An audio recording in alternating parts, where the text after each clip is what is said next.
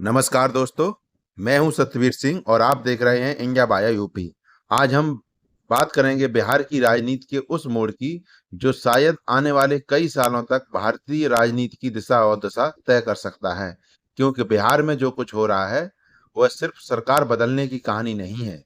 यह है एक राजनीतिक युग के अंत और दूसरे राजनीतिक युग की शुरुआत की कहानी। इतिहास में ऐसे मोड़ बहुत कम आते हैं। जैसे 1990 में जब लालू प्रसाद यादव बिहार के मुख्यमंत्री बने तो उन्होंने सामाजिक न्याय की राजनीति को नई दिशा दी। फिर 2005 में नीतीश कुमार सत्ता में आए और बिहार की राजनीति में विकास और सुशासन का नया नारा दिया। लेकिन अब करीब 2 दशक बाद एक बार फिर बिहार की राजनीति एक बड़े बदलाव के मुहाने पर खड़ी है। क्योंकि जिस नेता को बिहार का चाणक्य कहा जाता था, जिसने गठबंधन बदलकर भी अपनी सत्ता बचाए रखी, वही नेता अब धीरे धीरे पटना की राजनीति से दूरी बनाते दिखाई दे रहे हैं। और इसी के साथ एक नया नाम तेजी से उभर रहा है, नित्यानंद राय। तो आज की इस विशेष रिपोर्ट में हम 3 बड़े सवालों का जवाब ढूंढेंगे। नीतीश कुमार के एग्जिट के पीछे असली कहानी क्या है, बीजेपी ने नित्यानंद राय को ही क्यों चुना, और क्या अब निशांत कुमार बीजेपी की राजनीति के नए वारिस बनेंगे।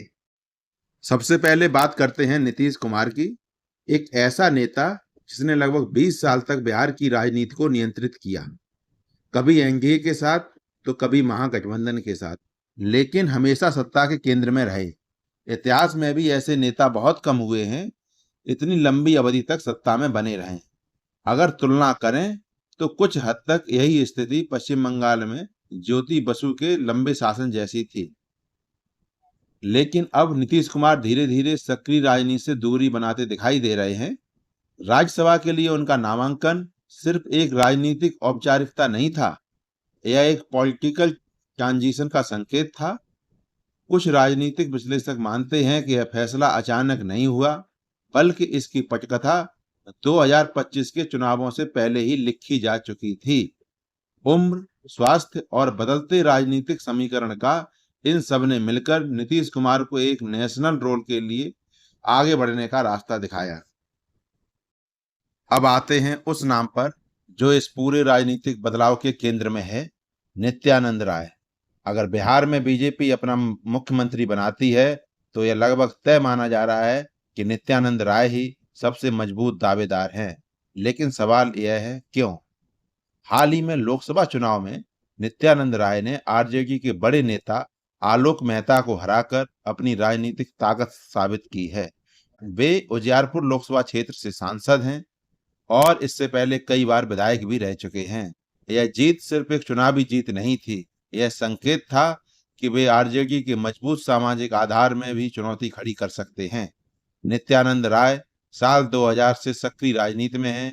वे बिहार बीजेपी के अध्यक्ष भी रह चुके हैं और फिलहाल केंद्र सरकार में गृह राज्य मंत्री की जिम्मेदारी संभाल रहे हैं।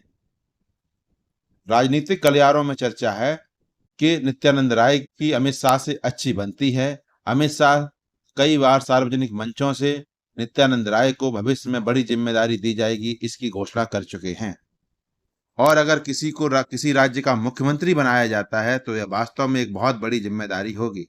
राजनीति में अक्सर ऐसे नेताओं को ही बड़ा मौका मिलता है जो संगठन और सरकार दोनों में अनुभव रखते हैं।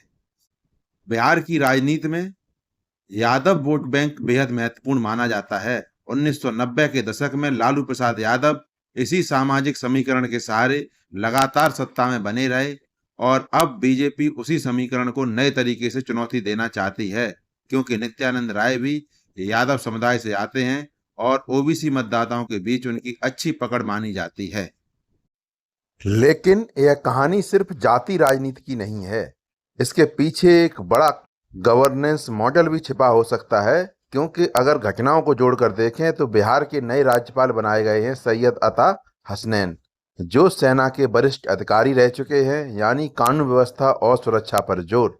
कुछ हद तक वही मॉडल जो उत्तर प्रदेश में योगी आदित्यनाथ के शासन में देखने को मिला, जहां विकास के साथ साथ कानून व्यवस्था को भी प्राथमिकता दी गई।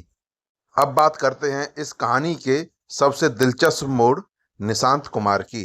नीतीश कुमार हमेशा परिवारवाद के खिलाफ राजनीति करते रहे हैं, लेकिन इतिहास बताता है कि राजनीति में कई बार परिस्थितियां नेताओं को अपने ही सिद्धांत बदलने पर मजबूर कर देती हैं।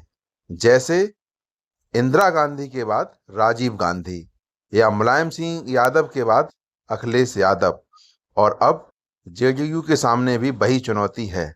हाल ही में निशांत कुमार ने औपचारिक रूप से जेडीयू ज्वाइन कर ली। उन्होंने कहा कि वे अपने पिता के 20 साल के काम को आगे बढ़ाना चाहते हैं और अब चर्चा है कि भविष्य में उन्हें डिप्टी सीएम भी बनाया जा सकता है। अगर ऐसा होता है तो बिहार की राजनीति में एक नया मुकाबला देखने को मिल सकता है, निशांत कुमार बसित तेजस्वी यादव, यानी सन वर्सेस सन। तो इस पूरी कहानी का निष्कर्ष क्या है? बिहार की राजनीति एक बड़े बदलाव से गुजर रही है। नीतीश कुमार राष्ट्र की राजनीति की ओर बढ़ रहे हैं। बीजेपी पहली बार बिहार में अपना मजबूत नेतृत्व स्थापित करना चाहती है और नई पीढ़ी के नेता अब धीरे धीरे सामने आ रहे हैं। इतिहास गवाह है, जब भी कोई पुराना राजनीतिक युग खत्म होता है तो नई राजनीति जन्म लेती है। आज बिहार शायद उसी मोड़ पर खड़ा है। अब सवाल यह है, क्या नित्यानंद राय बिहार में वह बदलाव ला पाएंगे जिसका इंतजार जनता दशकों से कर रही है, या फिर बिहार की राजनीति एक बार फिर नए समीकरणों में उलझ जाएगी? आपकी क्या राय है? कमेंट में जरूर बताइए और ऐसी ही गहरी और विश्लेषणात्मक खबरों के लिए इंडिया वाया यूपी को सब्सक्राइब करना न भूलें। मैं हूं सत्यवीर सिंह। धन्यवाद।